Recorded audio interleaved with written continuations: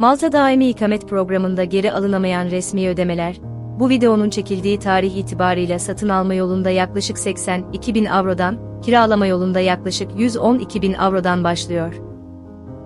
Bu videoda programın kimlere uygun olduğunu, güncel maliyet kalemlerini, başvuru sürecini ve çoğu kişinin atladığı bir detayı sırayla anlatıyoruz. Malta Daimi İkamet Programı, kısa adıyla MPRP, Avrupa Birliği içinde süresiz geçerli bir oturum statüsü sunuyor. Başvurusu kabul edilen kişi, süresiz geçerli bir Malta ikamet kartı alıyor. Bu kart Malta'da süresiz yaşama hakkı veriyor ve Schengen bölgesinde 180 günlük dönemler içinde 90 güne kadar vizesiz kısa süreli seyahat imkanı sağlıyor. Program, Avrupa Birliği, Avrupa Ekonomik Alanı ve İsviçre vatandaşı olmayanlara yönelik, Türk yatırımcılar da bu kapsamda. Tipik başvuru sahibi, Avrupa'da istikrarlı bir plan B arayan aileler. Programın öne çıkan yanı, tek başvuruda 4 kuşağa kadar aile bireyini kapsayabilmesi. Eş koşulları sağlayan çocuklar, başvuru sahibinin ve eşinin ebeveynleri ile büyükanne ve büyükbabaları. Ayrıca belirli bir varlık düzeyi bekleniyor. Bu videonun çekildiği tarih itibarıyla gösterilmesi gereken toplam varlık yaklaşık 500.000 avro, bunun en az 150.000 avroluk kısmının finansal varlık olması isteniyor. Maliyet tek bir rakam değil, kalemlerin toplamı. Devlet katkı payı, mülkü satın alanlar için yaklaşık 30.000 avro, kiralayanlar için yaklaşık 60.000 avro ve bu tutar geri alınamıyor.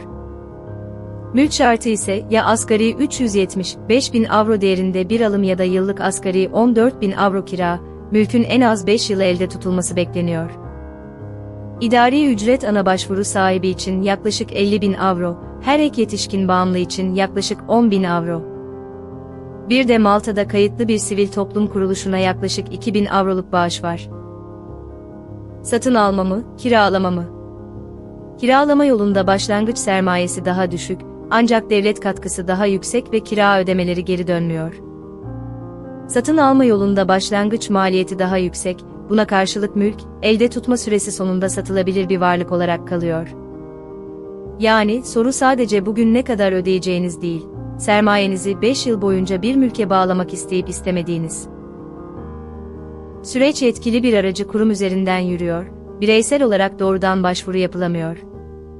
Önce uygunluk ve fon kaynağı değerlendiriliyor, sonra kimlik, mali durum, sağlık ve adli sicil belgeleri usulüne uygun hazırlanıyor. Dosya sunulduktan sonra Malta makamları titiz bir durum tespiti yapıyor. Bu, sürecin en kritik ve genellikle en uzun bölümü. İlke onayının ardından kalan yükümlülükler tamamlanıyor ve kartlar düzenleniyor. Eksiksiz bir dosyada ilke onayına kadar geçen süre genellikle birkaç ay, ancak önceden belirli bir süre taahhüt edilemez. Şimdi baştaki detaya gelelim. MPRP bir ikamet programı, vatandaşlık ya da pasaport programı değil.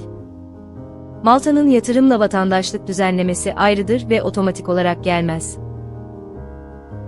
Atlanan diğer noktalar da şunlar: fon kaynağı incelemesi sürecin en titiz kısmı, program kendiliğinden çalışma izni vermiyor ve Malta'da oturum sahibi olmak sizi otomatik olarak Malta vergi mükellefi yapmıyor, vergi ikameti ayrı kurallara tabi.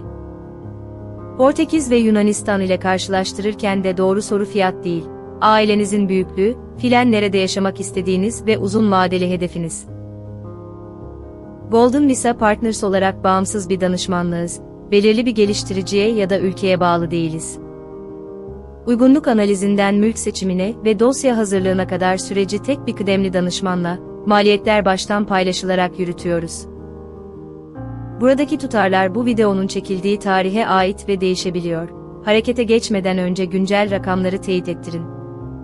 Ayrıntılı yazı ve maliyet hesaplama aracı blogumuzda, sorularınızı yorumlara yazabilirsiniz.